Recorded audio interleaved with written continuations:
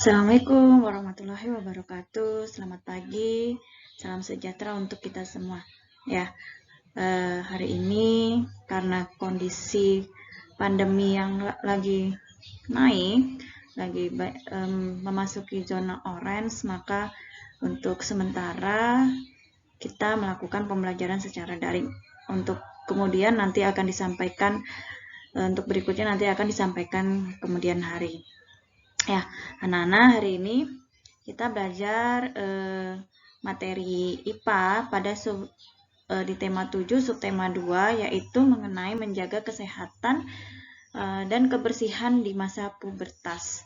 Ya, kalau kemarin kita sudah mempelajari bagaimana ciri-ciri masa pubertas, bagaimana kita menyikapi masa pubertas. Sekarang kita akan mempelajari bagaimana menjaga kebersihan dan kesehatan pada masa pubertas. Ya, yang pertama adalah menjaga kebersihan diri pada masa pubertas. Nah, seperti sebelumnya Ibu pernah sudah sampaikan, di masa pubertas itu kita dipengaruhi oleh yang namanya hormon. Ya, ini ada hormon. Ya, jadi pada masa pubertas itu kelenjar minyak kita dan kelenjar keringat kita itu menjadi berlebih, menjadi lebih aktif sehingga lebih banyak, sehingga di masa-masa pubertas itu sudah mulai anak-anak atau remaja itu sudah mulai mengalami bau yang namanya bau badan, karena tadi yaitu di kelenjar keringatnya sama kelenjar keringat ini yang menyebabkan keringatnya menjadi berlebih, sehingga kalau kita tidak rajin membersihkan diri, ya itu bisa menyebabkan bau badan. Kemudian kelenjar minyak ini biasanya ini lebih banyak itu di daerah wajah. Nah, sehingga pada masa pubertas itu biasanya menjadi ciri-cirinya orang-orang yang masih mengalami masa pubertas, biasanya pada remaja itu dia mempunyai baru muncul jerawat. Di anak-anak kan nggak ada itu jerawat, tapi di masa puber ada yang dia memiliki kelenjar minyak berlebih, kemudian karena tidak rajin membersihkan wajah, tidak rajin membersihkan dirinya, sehingga menyebabkan atau mungkin sering sekali memegang wajah di saat tangan yang kotor, tidak cuci tangan, itu menyebabkan timbulnya jerawat. Ya, itu biasanya di daerah pipi. Nah, tapi biasanya kalau untuk pubertas itu seperti pernah Ibu sampaikan bahwa jerawatnya itu terkadang lebih banyak di daerah sekitar jidat itu. Nah, apa sih hormon? Hormon itu adalah zat yang dihasilkan oleh tubuh kita yang dia mengendalikan organ-organ tertentu. Jadi karena hormon inilah alat-alat di dalam tubuh kita itu mulai berfungsi. Ya, jadi ada Jadi fungsi dari alat-alat di tubuh kita itu dikendalikan oleh yang namanya hormon. Nah, itu termasuk masa puber ini juga dikendalikan oleh pengaruh hormon. Ya, aktifnya kedua kelenjar tadi yaitu kelenjar keringat dan juga kelenjar minyak, seperti yang tadi Ibu sampaikan, bahwa itu akan memicu tumbuhnya jerawat untuk kelenjar minyak dan bau badan itu untuk kelenjar keringat. Apalagi jika kalian tidak memperhatikan kebersihan diri. Jadi malas misalnya pada saat berkeringat tidak ganti baju, kemudian atau mandinya asal, kemudian pada ya tadi seperti disampaikan bahwa di saat tangan kotor itu kalian pegang-pegang muka, nah itu bisa menyebabkan jerawat. Nah, padahal kalau di fase anak-anak karena kelenjar minyaknya dia masih belum aktif, jadi dia tidak akan berjerawat kalau di fase anak-anak, apalagi bayi gitu kan kulitnya masih halus. Nah, kalau di fase remaja itu kita harus sudah mulai memperhatikan kebersihan diri. Sebenarnya dari anak-anak sih sudah, hanya saja di masa remaja ini kita sudah harus ekstra. Makanya kalau kalian tidak rajin membersihkan diri, ya bisa-bisa nanti bau badan kalian itu menyengat gitu. Nah, kebersihan tubuh dan alat reproduksi harus senantiasa dijaga agar tidak menjadi sarang penyakit. Jadi tubuh dan alat reproduksi kalian tahu sendiri apa, ya itu harus dijaga kebersihannya. ya. Itu supaya karena di situ nanti akan menyebabkan timbulnya penyakit jika kita tidak membersihkan. Berikut nanti akan disampaikan bagaimana cara menjaga kebersihan diri pada masa pubertas. Yang pertama ya jelas mandi. Mandi, kemudian mencuci muka. Nah, mencuci muka ini juga jangan juga sering-sering ya. Mencuci muka ini biasanya lebih ke kalau kita misalnya beraktivitas di luar yang berdebu gitu. Kalau kita juga sering-sering mencuci muka, itu nanti akan menyebabkan kulit kita menjadi kering. Kalau kulit kering itu akan mudah keriput. Kalau keriput itu kan identik dengan penuaan gitu kan. Nah, kemudian harus mencuci rambut. Mencuci rambut ini dikeramasin rambutnya. Apalagi kalau misalnya habis berolahraga, keringatan. Nah, ini rambutnya harus dikeramasin dan keramasnya juga harus pakai sampo.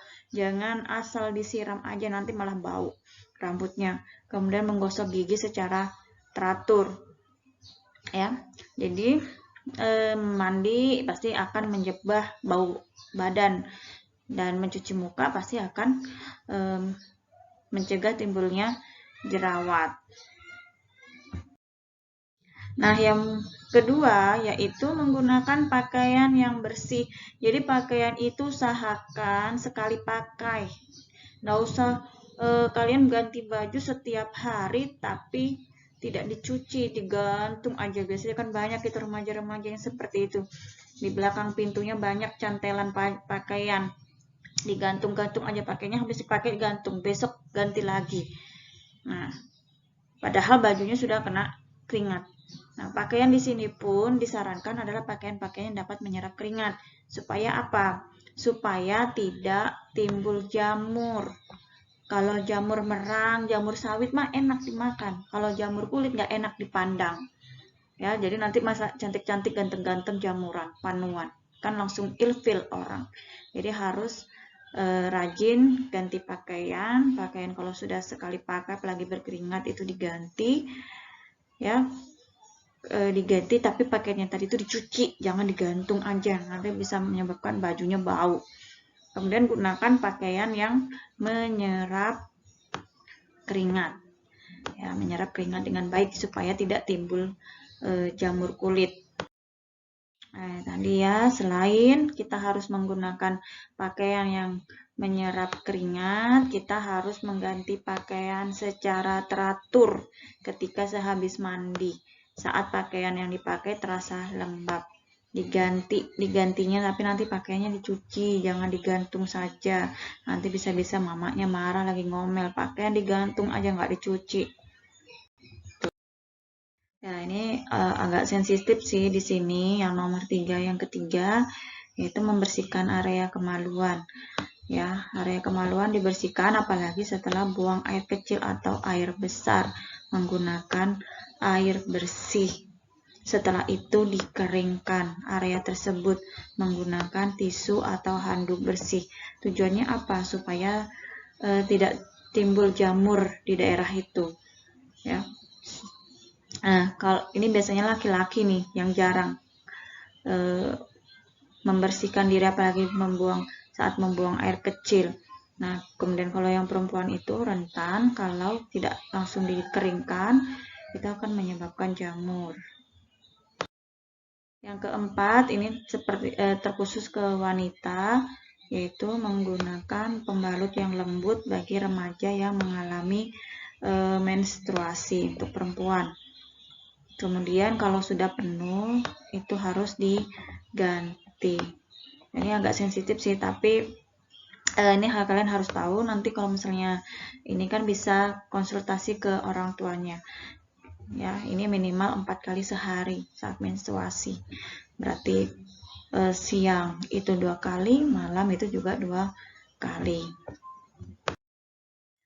Ya, selain menjaga kebersihan, kita juga harus menjaga pola makan pada masa pubertas. Nah, pola makan ini fungsinya untuk apa? Fungsinya ini untuk menunjang tumbuh kembang kalian. Karena di masa pubertas ini pertumbuhannya itu lagi melesat-melesatnya. Jadi kalian harus, yang tadinya tidak suka sayur, diusahakan harus suka sayur. Karena apa ya, kita harus makan makanan yang bergizi. Makanan bergizi itu pasti memerlukan sayur, yaitu 4 sehat 5 sempurna ya kan. Ada perlu karbohidratnya, lauk pauknya, sayurnya, buahnya, ditambah lagi ditunjang dengan susu. Kenapa perlu susu? Susu itu bagus untuk tulang. Nah, kemudian jangan terlalu memakan makanan yang terlalu mengandung banyak karbohidrat, karena nanti akan menyebabkan obesitas. Obesitas itu kan terjadi karena kita makannya terlalu berlebih. Jadi jangan juga kurang makan, jangan juga terlalu banyak makan. Kalau kurang makan, nanti kalian akan tumbuh kembangnya, pertumbuhannya itu jadi apa ya, tidak tinggi gitu. Tapi kalau kelebihan makan, takutnya menyebabkan terjadinya obesitas. Ya, salah satunya bagaimana kita menjaga pola makan kita, tentunya kita harus mengonsumsi makanan yang bergizi. Makanan yang bergizi itu ini harus terpenuhi semua karbohidrat. Jadi jangan juga nggak makan nasi. Andaikan tidak makan nasi, misalnya lagi diet, yang sekarang sudah mengalami obesitas atau kegemukan, itu kita bisa mengurangi konsumsi karbohidrat, tapi tetap perlu kita karbohidrat, hanya saja karbohidratnya tidak dalam jumlah yang banyak. Kemudian kita tetap harus perlu protein, kemudian tetap perlu lemak, vitamin, dan mineral. Jadi makanan-makanannya itu adalah makanan-makanan yang mengandung ini semua. Karbohidrat, protein, lemak, vitamin, di mana protein itu terdapat di dalam lauk pauknya, lemak. Ya, lemak kita tetap perlu karena lemak ini adalah sumber energi kita. Juga selain karbohidrat, lemak ini juga menjaga apa ya, energi kita juga stabil. Kemudian kita perlu vitamin. Vitamin ini biasanya terdapat dalam buah dan sayur-sayuran. Mineral juga terdapat dalam sayur-sayuran. Jadi tetap kita harus memakan makanan yang bergizi seimbang. Nanti bisa di searching, dicari di Google makanan apa. Jadi jangan terlalu makan makanan yang instan. Yang kedua, kita harus berolahraga secara teratur. Nah, apa fungsi olahraga? Fungsi olahraga itu adalah untuk mencegah terjadinya obesitas. Obesitas tadi adalah kegemukan. Dan juga olahraga itu berfungsi untuk menguatkan tulang kita dan otot serta memperlancar peredaran darah. Jadi dengan olahraga itu tulang kita menjadi kuat, kemudian otot kita, yang mana biasanya ada yang dikatakan massa otot. Jadi massa otot kita itu harus besar, harus kuat. Dimana kalau massa otot kita menurun, itu menyebabkan kita menjadi mudah sakit. Jadi kita harus rajin olahraga. Nah, selain itu, selain mencegah obesitas, olahraga juga dapat memperlancar peredaran darah. Jadi sendi-sendi kita itu nggak kaku. Terus peredaran darah kita menjadi lancar. Pokoknya intinya selain dari tadi makan makanan bergizi, kita juga harus berolahraga secara teratur. Makanya pada saat kita melakukan senam sehat itu harus dilakukan dengan betul-betul, dengan sungguh-sungguh. Karena ini kesempatan untuk memperlancar peredaran darah kita. Kalau misalnya sekarang misalnya kemungkinan kita akan daring terus, ya carilah bagaimana kita supaya olahraga. Ya, jadi di masa-masa remaja seperti kalian ini, jangan sampai kalian nanti menyesal karena kalian misalnya makan tidak cukup, kemudian tidak rajin berolahraga, ini nanti akan menyebabkan pertumbuhan kalian menjadi terhambat. Yang ketiga, nah ini biasanya anak-anak paling senang. Ya, tapi ini makanan halal, tapi kalau kita konsumsi terlalu banyak, itu akan menyebabkan tidak baik untuk tubuh kita, apalagi kalian yang di masa masa remaja, itu nggak baik untuk pertumbuhan kalian. Nah, kalau sudah di masa yang kayak ibu gini, ini bisa menyebabkan berbagai penyakit kalau kita terlalu banyak makan makanan cepat saji. ya, karena di usia 30-an itu kita sebenarnya sudah harus menjaga pola makan kita, di mana kita harus memilih dan memilah lagi makanan mana yang baik untuk tubuh kita, karena di masa umur 30-an itu pasti sudah mulai banyak penyakit kayak kolesterol, kemudian tekanan darah tinggi, kemudian kegemukan. Nah, kalau untuk masa remaja seperti kalian, makanan yang cepat saji ini tidak baik untuk pertumbuhan kalian. Nanti bisa kalian menyebabkan stunting. Stunting itu nggak tinggi-tinggi. Kemudian intinya kan makanan cepat saji ini kan makanan yang nggak ada gizinya dia. Dia kenyang, membuat kenyang. Dia hanya banyak kalornya tapi tidak ada gizinya, nilai gizinya. Makanya di sini disuruh mengurangi, artinya kalian bukannya tidak boleh, tapi jangan keseringan makan makanan junk food atau cepat saji, apalagi mie instan gitu kan. Nah, makanya cepat saji ini dia terlalu banyak kandungan lemak, gula, dan garam yang tinggi. Maka gula dan lemak ini kan bisa menyebabkan obesitas. Kemudian kalau garam yang tinggi itu bisa menyebabkan tekanan darah tinggi. Kemudian lemak ini bisa menyebabkan kolesterol. Ya, apalagi lemaknya itu lemak di dalam darah. Itu bisa menyebabkan kolesterol. Kita pernah artis, ada kan, tahu artis cilik ya, artis cilik kalau nggak salah ada yang meninggal kemarin karena kadar gulanya tinggi kah atau kolesterolnya tinggi. Nah, itu kemungkinan karena dia terlalu, bisa jadi faktor. Memang kalau kadar gula, kolesterol, kalau kadar gula itu bisa dari keturunan. Nah, tapi selain dari faktor keturunan, yang paling tajam sekali efeknya itu adalah di makanan, terutama makanan-makanan yang cepat saji. Jadi kalau sudah yang sekarang antara berat badan dan tinggi badannya tidak seimbang, itu sudah harus banyak-banyak mengurangi, diatur lagi pola makannya. Ya, kemudian selain itu supaya jangan juga cuma mengurangi makan tapi tidak olahraga, nanti akan menyebabkan massa ototnya jadi berkurang.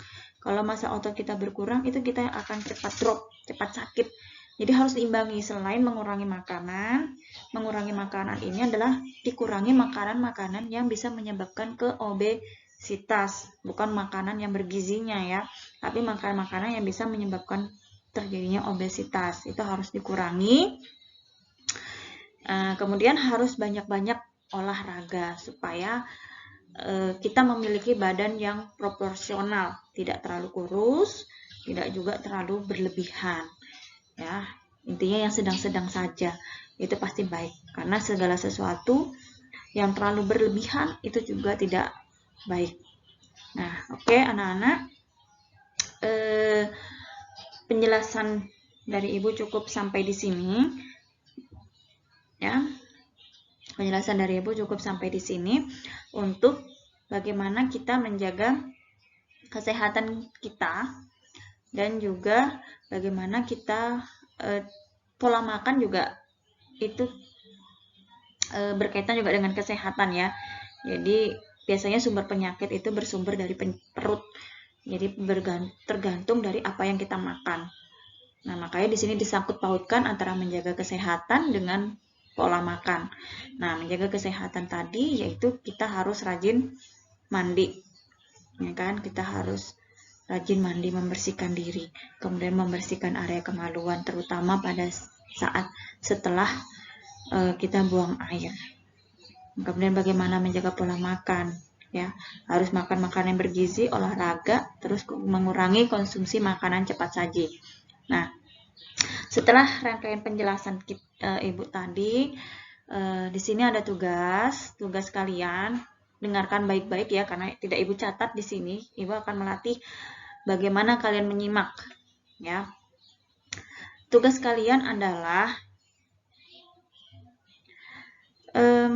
kalian, Ibu minta menuliskan komitmen kalian, menuliskan komitmen atau apa komitmen itu? Lebih kepada perjanjian untuk diri kalian sendiri, bagaimana cara kalian menjaga kesehatan tubuh kalian, ya, menjaga kesehatan tubuh kalian dan mengatur pola makan kalian. Nah, karena kemarin pada saat kita tatap muka langsung, ada yang doyan sekali makan mie, hampir tiap hari makan mie. Kayaknya kalau ketemu makanan mie instan, makanan cepat saja itu kayak menemukan berlian. Jadi di sini Ibu mau kalian menuliskan komitmen atau perjanjian untuk diri kalian sendiri. Jadi dituliskan itu komitmennya bagaimana kalian harus menjaga kebersihan diri kalian. Jadi dituliskan kalian saya akan menjaga kebersihan diri dengan apa gitu kan. Kemudian pola makannya. Saya akan berjanji akan makan makanan yang saya jelaskan, tuliskan sesuai dengan yang ada di pikiran kalian. Kemudian disangkut pautkan ya dengan penjelasan yang sudah Ibu sampaikan tadi.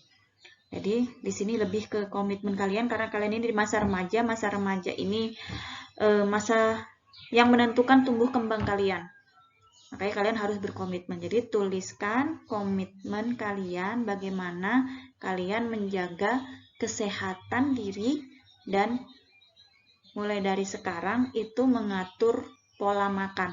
Jadi dituliskan bagaimana cara kalian mengatur pola makan kalian. Tuh, oke? Cukup sekian penjelasan Ibu. Ibu akhiri, wabillahi taufik wal hidayah. Wassalamualaikum warahmatullahi wabarakatuh. Tetap semangat, tetap sehat. Kita harus tetap sehat, kita harus tetap berpikir positif supaya virus corona tidak menjangkit di dalam tubuh kita. Oke? Baik, sampai jumpa lagi.